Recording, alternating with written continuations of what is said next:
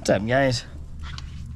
We've got a 3/6 Pentastar here that we've got to tap the head bolt holes. They stripped out, came out with the head bolts, and so just figured I'd kind of show you what we're doing. I've done all of this side, I've done all these check marked ones here. I've got 2 left. The manual does say to tape around the jig. That's what I did on this side, but this side I taped everything up and then put the jig on. So we've got a 13mm. This is actually one of our head bolts, and I actually tightened this guy down, but I'm gonna just loosen it up to show you. So we've got this drill bushing and then this tap bushing. Tap bushing has that groove on it. So this drill bushing here, we're gonna line up in this hole on this jig. That hole where my finger is. Head bolt goes through there and then this slides. Keep in mind too that this is a engine block under this tape, so be careful. And then you got this little dowel right here. We're gonna tighten this down so it holds my little drill bushing in place, and I'm gonna slide that around until that dowel fits in. 13mm here, we're just gonna tighten him down. I've done the repair on almost all of these, so I'm not going super tight because I'm scared of ripping it out right now. So now this is snugged down, that guy's not going anywhere. We can check our fitment again. You either need you a smaller 12 volt to get back in there like this, because let me show you, on them back bolts you got to get a drill in here, and I guess this side isn't as bad, but on this side, getting down in there with the jig, a full-size drill was hitting up against that. We got this drill bit that came in the kit. This is a 14 Durango that I'm working on. Make sure your drill has a 1/2 inch chuck, because you'll need it. And then from here, we're going to put some threading oil on the drill bit. We'll line it up in here. Right there, drops in that jig, and then drill on it. And you'll want to back it out a few times to get rid of shavings.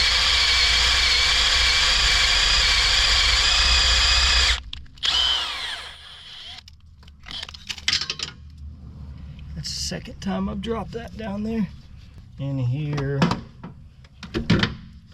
I've been taking an air compressor and a rag because my vac wasn't doing it, and so took this air compressor, wrapped a rag around it, put my safeties on, and then I'm able to get a lot of the shavings up into the rag here. Shake it out into the trash can, do it again. I've been doing this 2 or 3 times into the rag, and it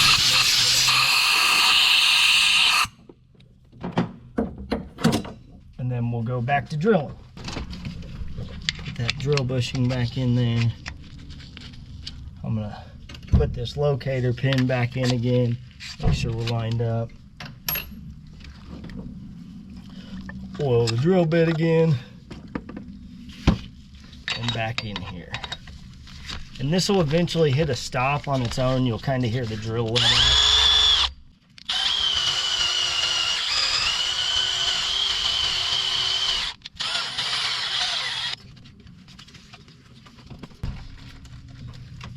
And we should be, after this blowout, this last third drilling should do it.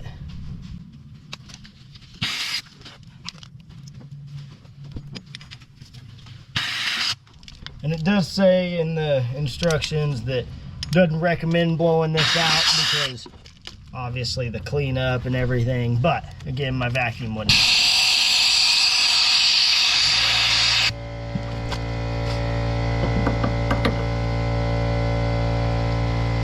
Should be able to drill this out one more time.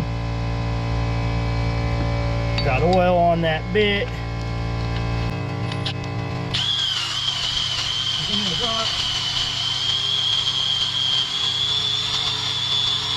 Sounds like it led up to me.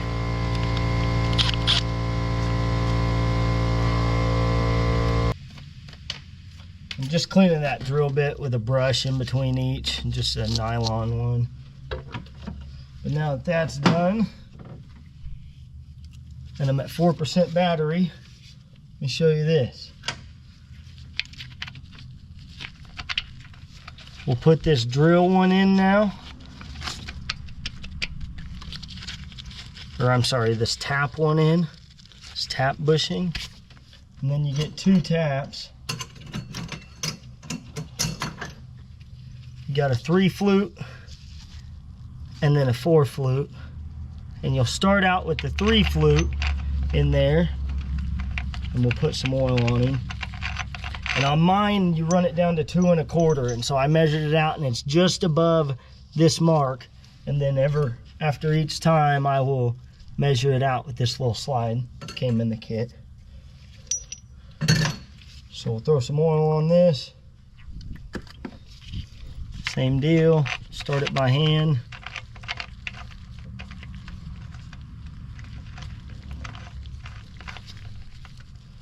And then I am using the 3/8 8-point socket to go on the back of these taps. And we'll get in here. I already put some cutting oil on it. Comes in the kit. We'll just go and go and go. And then it says after drilling about 2 inches, you can remove the jig. And so I'll get down, basically do 2 taps worth, or I'm sorry, 2 tappings and backing out to get rid of all the shavings. And then I get rid of the jig. Actually, I think I've been doing 1 tapping, getting rid of the jig, and then going from there. And it says all measurements are taken from your deck height, not the height of the jig. So let's go through on this.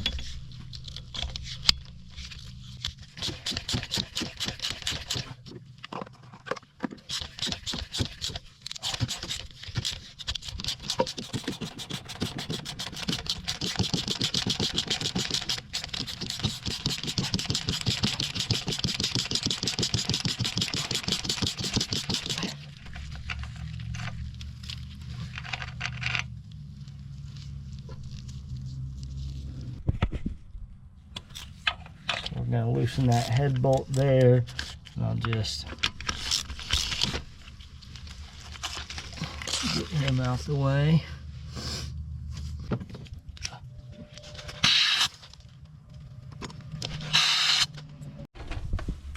Okay, I moved the jig and I ran that 3/4 tap all the way in, or I'm sorry, that 3 flute one.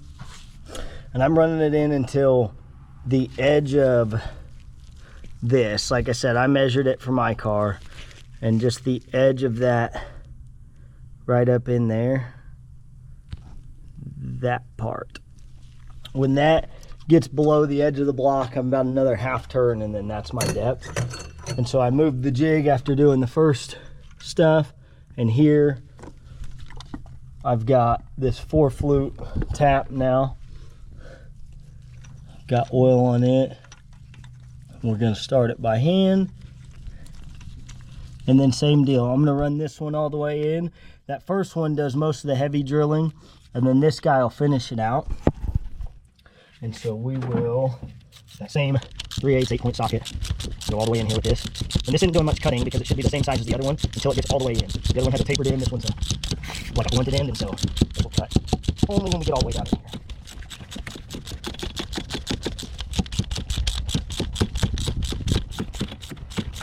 But those are almost buried on here. And so I'm going to just keep going a little bit more. And I measure all these at the end, make sure. Now it's flush with the deck. I'm going to give her a few more, about 2 there. And don't use power tools on any of this. I know I've seen some people run a power impact or something. If you're already this far into something, that's when you want to block up even more. Okay, I'm going to clean that out again. A couple blows of the air compressor.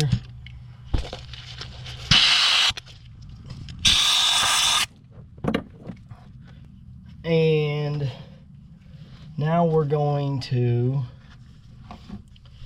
get our insert, and I'm going to fit check it. So I'm going to run him all the way down, and then see, we've got a slot right there on the insert. That is for our tool over here. Oh, dang it. This guy here goes on him, and then you just twist him until it tightens down. I'm going to run this in by hand and then grab the tool that fell. And I'm just doing this to check fitment. All right.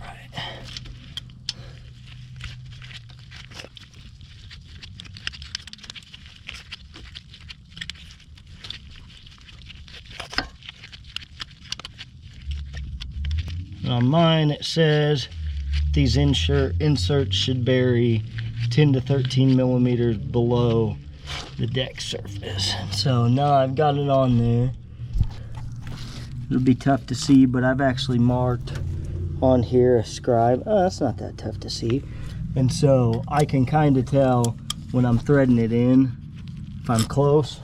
But then we'll grab this guy and we're going to check and make sure that I'm between 10 and 13 millimeters, and it appears I am.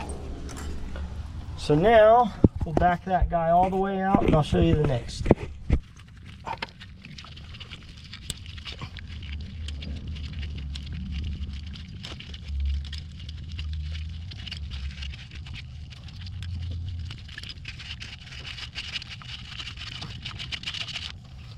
So now we're going to clean that out with some brake clean, and this is per instructions. And then I'm going to clean this insert with brake clean. I just did that. We'll let it sit and dry, and then it comes with some thread locker, and it says put a bead about 1 inch down in there, and then a bead at about the halfway point of this, and then we'll run it in there, and then I'll check fitment again.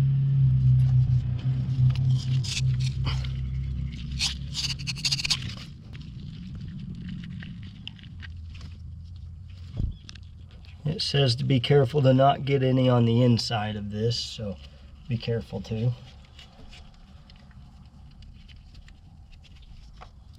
I got that thread locker on there. Then after this, like I said, we'll thread it all the way down, we'll check fitment, and then I'll go on to this one. That's how you use this system from, what is it, Huhn Solutions, I think. It's a really well designed kit because the inserts are the only thing that change depending on your engine. Everything, the jig and all that, you can keep using this kit, which is nice.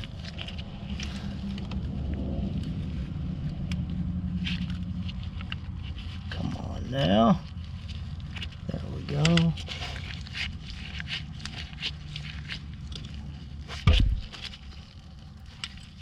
And I can see I'm flush with my line. Pull this out and do another check. Looks good. That's how you use this NS300L kit.